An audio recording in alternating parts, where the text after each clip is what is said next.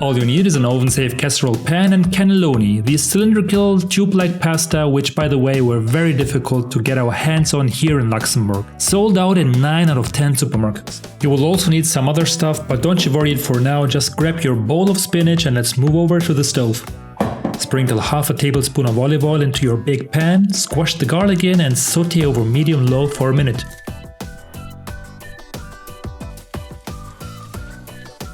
Add a pound of spinach and cook it until it turns dark green. Most probably, all of the spinach will not fit into your pan at once. However, it will wilt a lot, so don't worry and just put one batch after another until all the spinach is in there. Mix in 1/4 teaspoon of ground nutmeg, season to taste with salty salt and pepper, put in a bowl and set aside. Next, we will prepare the tomato sauce. Sprinkle a tablespoon of olive oil into the pan and chop a medium-sized onion into little cubes.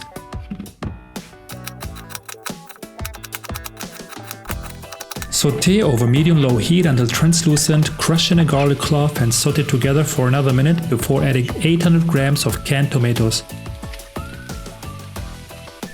We used 400 grams of plum tomatoes and 400 grams of cherry tomatoes. The cherry tomatoes' more intense taste we liked a lot.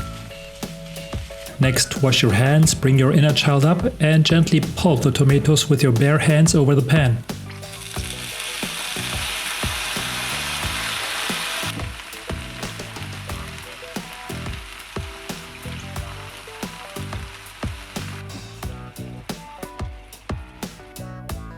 Wash your hands once more and follow up with a handful of tomatoes' best friend basil as well as the juice of half a lemon.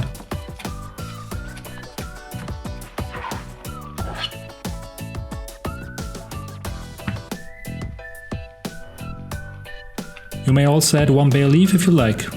Give everything a good stir and let simmer over a low temperature for approximately 20 minutes till it reduces to a more saucy consistency. Season with salty salt and pepper before spreading a few spoons over the bottom of your oven-safe form.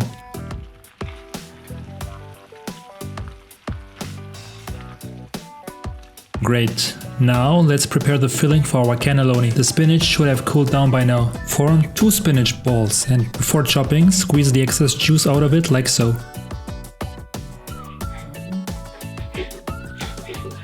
You may discard the spinach water and put the chopped pieces back into the bowl. Add 500 grams of ricotta cheese as well as 40 grams of Parmigiano Reggiano. Moreover, 1 large fresh egg and some salty salt and pepper before giving everything a good stir.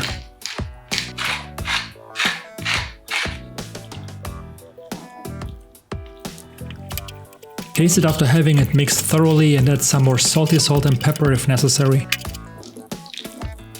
Finally, it's time for the real fun part of the recipe, filling our tubes. Get your icing bag and make sure that its ending fits into your cannelloni. Fill your bag with the spinach ricotta mix and inject it into the cannelloni from both sides. If you don't have an icing bag, you could also use one disposable freezer bag and cut one of its corners with a scissor. Once you've proven your skills as a pipe layer and all of your casserole pan is covered with cannelloni, spread all of your remaining tomato sauce over it. Make sure that it's evenly spread and every pasta get its fair share, for the sauce will help to moisture and cook the cannelloni. Good, now sprinkle a teaspoon of oregano on top and get your favorite cheese collection ready to be grated. We used 125 grams of mozzarella, 125 grams of young gouda from the Netherlands, as well as 80 grams of Parmigiano Reggiano.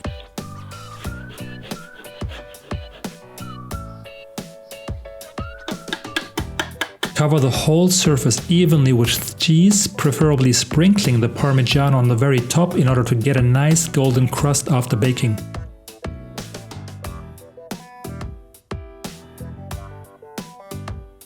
If not done yet, preheat your oven to 180 degrees Celsius and place your heavy casserole pan into the lower third. It needs to bake for 30 to 40 minutes until fully cooked and the cheese turns golden. Make sure to monitor the process every few minutes, and if your cheese darkens too quickly, cover the form with some aluminium foil. Even though it's not easy, try to be patient before you dive in. We don't want you to burn yourself. And there you go, another international dish prepared at home in your very own kitchen.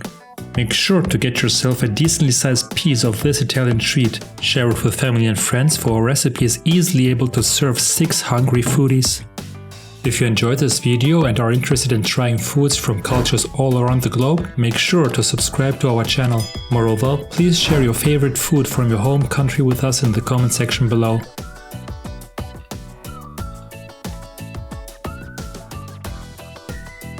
Buon appetito! And until next time with another international recipe here at United Cuisines.